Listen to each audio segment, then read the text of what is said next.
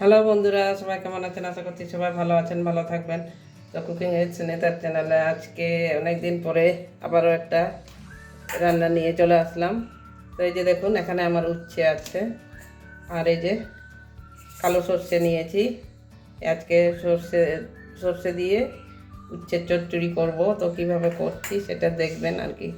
তো ঠিক আছে, আমি এবারে উচ্ছেটা কেটে ধুয়ে আবারও রান্নায় ফিরে আসছি।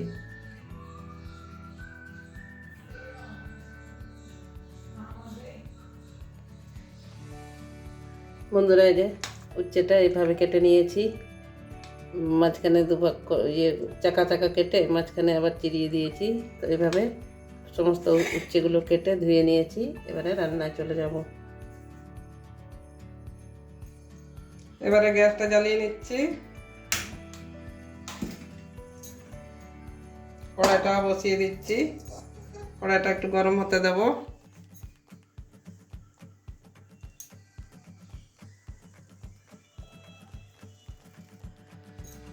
এবারে কড়াই গরম হয়ে গেছে, কড়াই তেল ঢেলে নিচ্ছি।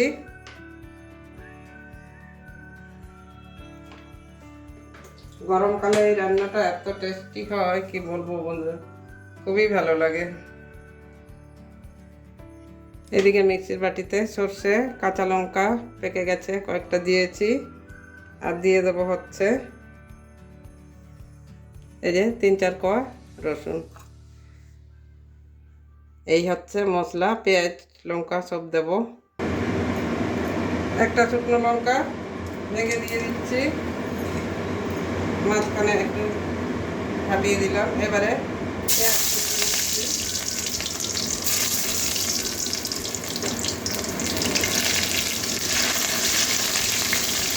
পেঁয়াজটা হালকা একটু ভেজে নেব,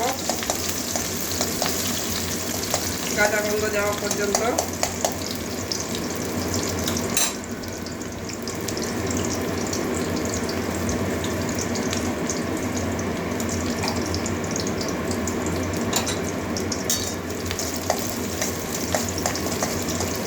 একটু বেশি তেল নিয়ে ভাজছি, কারণ একটু তেল সরষে বাটা দিয়ে কিছু করলে না একটু তেলটা বেশি লাগে, ওই জন্য একটু তেলটা বেশি দিয়েছি।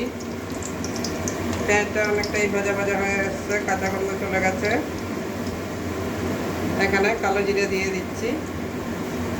কালো জিরে আগে দিইনি, এই কারণে আগে দিলে পুড়ে যায়, গন্ধটা থাকে না কালো জিরের। আর কালো জিরের মধ্যে যে একটা ঔষধি গুণ থাকে সেটাও থাকবে না, ওই জন্য আমি একটু পরে কালো জিরেটা দিলাম। এবারে ধুয়ে রাখা উচ্ছেটা দিয়ে দেবো।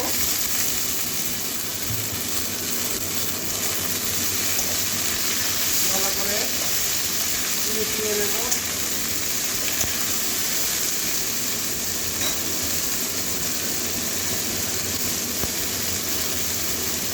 গরমকালে জন্য এই রান্নাটা খুবই ভালো লাগে খেতে।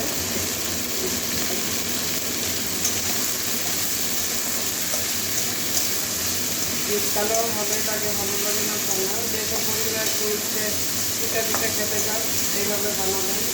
তো ঠিক আছে বন্ধুরা, নুন দিয়ে দিলাম। নুন দিয়ে ঢাকা দিয়ে ভাজা করে নেবো। 4-5 মিনিটের জন্য ঢাকা দিয়ে রাখবো, তাহলে ভাজা হয়ে যাবে। মাঝখানে মাঝখানে ঢাকুনটা তুলে নাড়িয়ে দেবো। এবারে ঢাকনাটা খুলছি, মাঝখানে যদিও একবার নাড়িয়ে দিয়েছিলাম।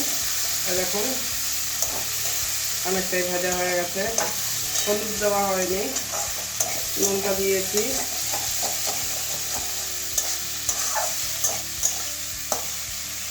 এখন একদম উচ্ছেটা সিদ্ধ হয়ে গেছে, এই যে একদম নরম হয়ে গেছে।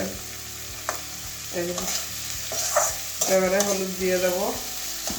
আর একটা জিনিস এর সঙ্গে আপনাদেরকে দেখানো হয়নি, আমি উচ্ছেতে টমেটো দেবো।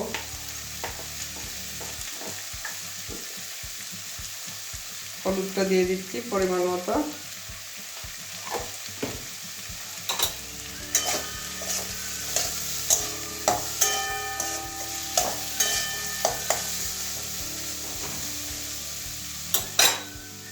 এবারে একটা মিডিয়াম সাইজের ছোট্ট সাইজের পেঁয়াজ টমেটো কেটে রেখেছিলাম কুচি কুচি করে, এটা দিয়ে দিচ্ছি। যেমন দেখতে সুন্দর লাগবে, একটু লাল লাল সবুজ সবুজ, তেমন খেতেও ভালো লাগবে।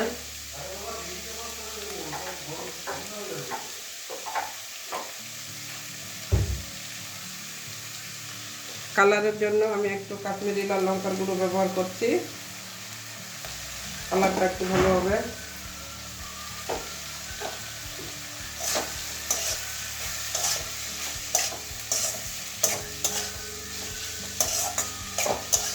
একটু ভালো করে মিশিয়ে নিচ্ছি, আবারও দেখিয়ে দিচ্ছি। এই যে একদম হচ্ছে সিদ্ধ হয়ে গেছে।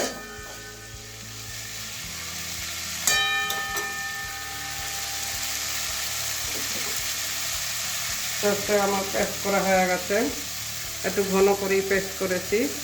এবারে কাঁচা লঙ্কা, রসুন আর এই যে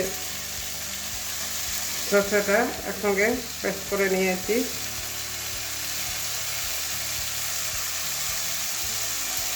একটু জল দিয়ে দেবো মিক্সির বাটিটা দিয়ে।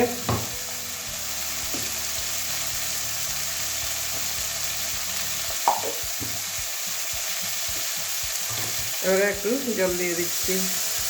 সর্ষেটা অনেকটা থেকে গেছিল মিক্সির বাটিতে, ভালো করে ধুয়ে একটু জলটা দিয়ে দিচ্ছি।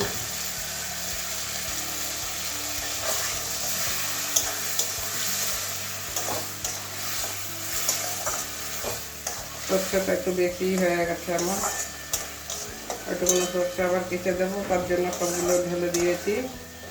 এবারে আবারও ঢাকা দিয়ে 2-3 মিনিটের জন্য ঢাকা দিয়ে রান্না করে নেব।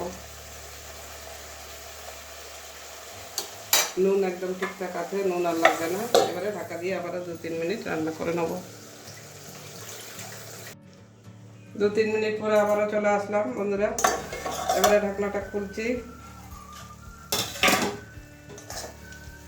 এখন উচ্ছের চচ্চড়ি একদম কমপ্লিট হয়ে গেছে। নামাবার আগে একটু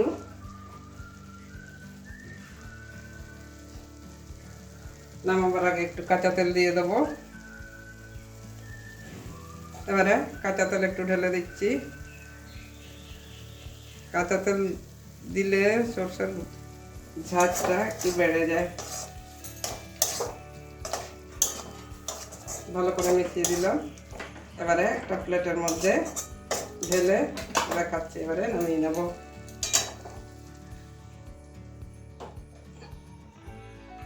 বন্ধুরা, আমার সর্ষে বাটা দিয়ে উচ্ছে চচ্চড়ি একদম কমপ্লিট হয়ে গেছে।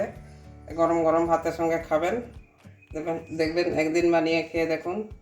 যেসব বন্ধুরা বানান তারা তো জানেনই, আর যারা এখনও ওইভাবে সর্ষে রান্না করে খাননি তাদেরকে বলবো অবশ্যই একদিন রান্না করে দেখবেন। আর একদম নরম হয়ে গেছে, দেখুন না, একদম গলে যাচ্ছে। এই যে দেখুন, তো নরম হয়েছে। তো কেমন হয়েছে আবারও বলছি, কেমন হয়েছে কমেন্ট করবেন। আর ভালো লাগলে লাইক করবেন, আর চ্যানেলে নতুন হলে সাবস্ক্রাইব করে পাশে থাকবেন। তো ঠিক আছে বন্ধুরা, আবার অন্য কোনো দিন অন্য ভিডিও নিয়ে আসবো। ততক্ষণের জন্য সবাই এই গরমে ভালো থাকবেন। আর